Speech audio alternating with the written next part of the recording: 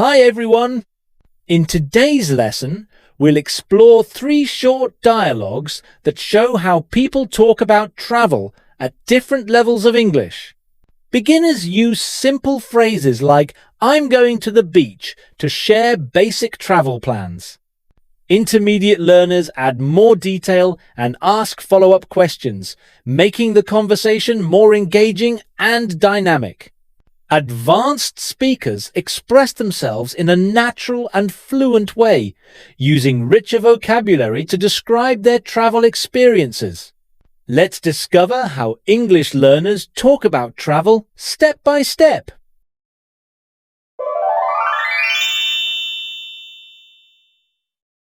Hi, Ben.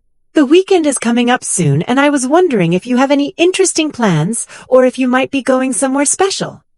People often look for ways to break from their routine, and I'm curious what you have in mind. Yes, actually. I'm planning to go to the beach this weekend. It's something I've been looking forward to for a while since the weather is finally warming up.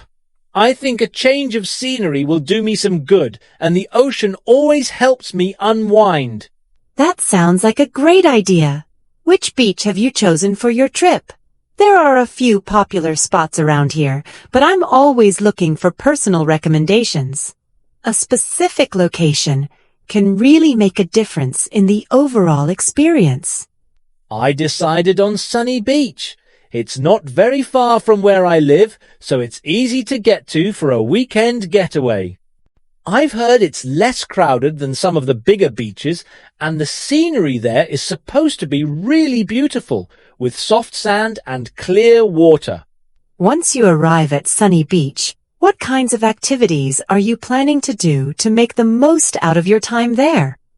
Many people like to swim, sunbathe, or even try new water sports, so I'm interested to hear what you have in mind for your visit. I'm definitely looking forward to swimming in the ocean and just relaxing on the sand for a bit.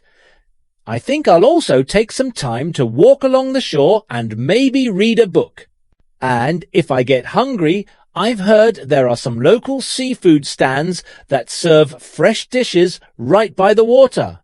That combination of swimming, relaxation, and sampling local cuisine sounds like an ideal beach day. Do you usually travel to the beach alone, or are you planning to go with friends or family this time? Sometimes company can really enhance the experience. This time, I'm actually going by myself. I find solo trips to be especially rejuvenating because I can set my own pace and do exactly what I feel like in the moment. It's a chance to recharge before a busy week and maybe even meet a few new people along the way. It's interesting how taking time out for relaxation, especially outdoors, can have such a positive impact on our well-being.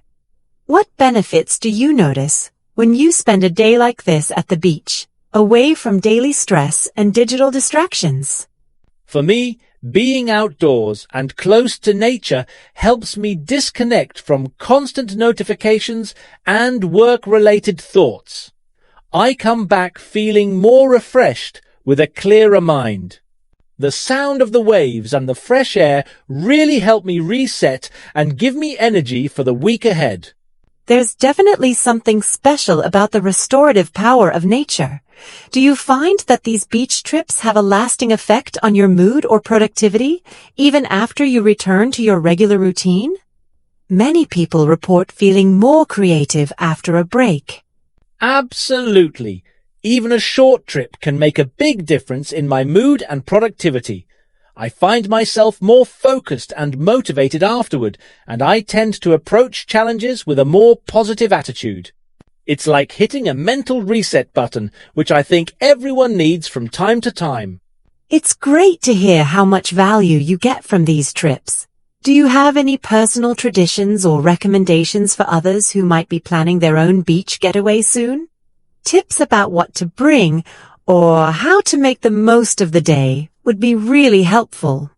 One thing I always do is pack plenty of water and sunscreen.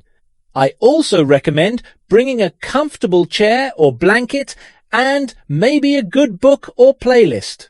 If you're looking for a more memorable experience, try arriving early to catch the sunrise or staying late for the sunset.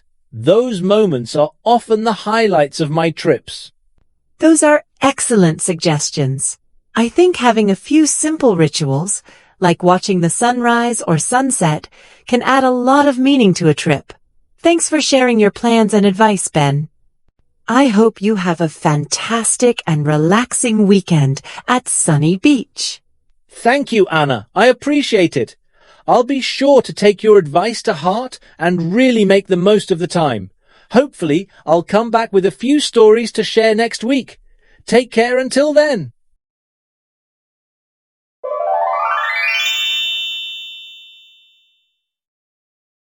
Hi, John. I've always been curious about what draws people to travel. For many, it's the excitement of exploring new places or meeting different cultures. Do you find that your passion for travel is motivated by these things? Or is there something else that excites you most about discovering new destinations? Hi, Lisa. For me, traveling is about stepping outside my daily routine and seeing how people live in other parts of the world. I truly love immersing myself in local traditions, trying new foods, and experiencing the unique atmosphere each city or country offers. That sounds wonderful, John. I believe travel opens our minds in so many ways. Was there a particular journey you remember that really impacted how you see the world or influenced your future travel plans? Absolutely, Lisa. My last trip was especially memorable. I went to Paris, and the combination of history, art, and vibrant street life really left an impression on me. Walking through centuries-old neighborhoods made me appreciate the blend of the past and present in a new way. Paris is often described as the city of lights and romance. When you visited, what were some of the must-see landmarks or cultural experiences that really stood out to you during your stay in the French capital? One of the highlights for me was definitely seeing the Eiffel Tower up close. Standing beneath that iconic structure, especially as it sparkled at night, is something I'll never forget. I also took the time to walk along the Seine and soak in the city's artistic ambiance. The Eiffel Tower is truly iconic. Did you find that Paris lived up to your expectations, especially when it came to its world-renowned culinary scene? Were there any dishes or dining experiences that captured the essence of French cuisine for you? Yes, Paris absolutely lived up to the hype, especially in terms of food. I indulged in classic French dishes like croissants for breakfast and escargot at dinner. Every meal felt like a celebration, and the attention to flavor and presentation was remarkable. Exploring a city through its food is such an immersive way to connect with the local culture. Besides sampling French cuisine, did you try any local activities or traditions that gave you a deeper appreciation for Parisian life? Definitely. I spent time in the open-air markets, listened to street musicians, and even tried my hand at speaking a bit of French with shopkeepers. Each small interaction helped me feel more connected to the rhythm of daily life in Paris. It sounds like you really embraced everything the city had to offer. For someone considering a trip to Paris, what advice would you give to ensure they get the most authentic experience possible and avoid only the typical tourist spots? My biggest piece of advice would be to wander off the main streets and explore the smaller neighborhoods. Venture into local bakeries, visit lesser-known museums, and don't be afraid to get lost. Sometimes, the best discoveries happen by accident. Your stories make Paris sound truly magical, John. Hearing about your adventures has definitely inspired me to consider making the trip myself. Are there any particular sites or experiences you'd recommend as absolute musts for a first-time visitor? I'd highly recommend visiting the Eiffel Tower at sunset, taking a boat ride on the Seine, and spending time just people watching at a cafe. These experiences, in combination, really capture the spirit of Paris and create unforgettable memories. Thank you for sharing those recommendations.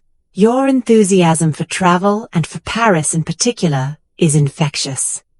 I've always wanted to go, but now I feel even more motivated to plan a trip and experience these things firsthand. You definitely should, Lisa. Paris has something for everyone, from history and art to food and fashion. I'm sure you'll find your own favorite corners of the city and come back with stories to share, just as I did.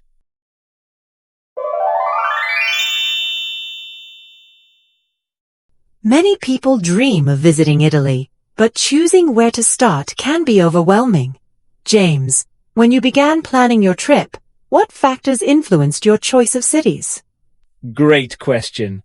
I prioritized iconic destinations that offered a mix of history, culture, and cuisine.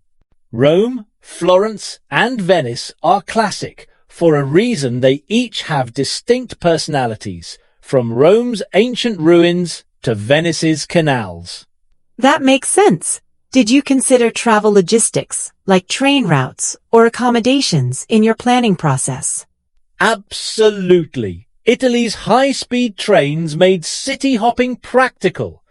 I mapped out routes on Trenitalia and booked centrally located hotels to save time. For example, staying near Rome's Termini station let us access sites and transit easily. Transitioning from planning to experience, Italy's historical sites are world famous. What stood out about visiting landmarks like the Colosseum or Florence's Duomo? Walking through the Colosseum felt like traveling back 20 years. The sheer scale is hard to grasp until you stand inside. Florence's Duomo was equally captivating. Its dome engineering was revolutionary for the Renaissance.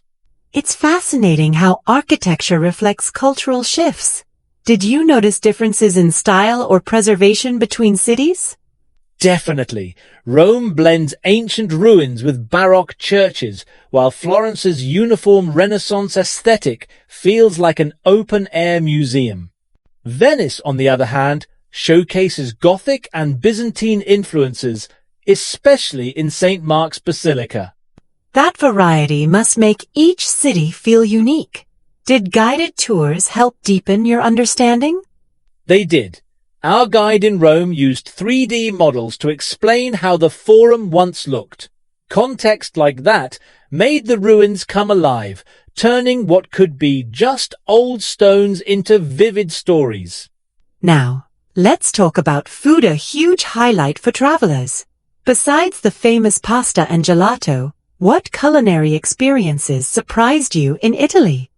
Regional specialties were eye-opening. In Florence, I tried bistecca alla Fiorentina, thick, T-bone steak grilled over coals. Even gelato varies by city. Artisanal shops in Rome use less sugar and more natural flavors. Interesting. Did you find that dining customs differ from what you're used to at home? Yes, meals are more leisurely. Dinner often starts at 8 p.m. and servers encourage you to linger. Also, Italians rarely order cappuccino after breakfast, which surprised some in our group. That's a great cultural insight. Did you try any cooking classes or food tours to deepen your culinary knowledge?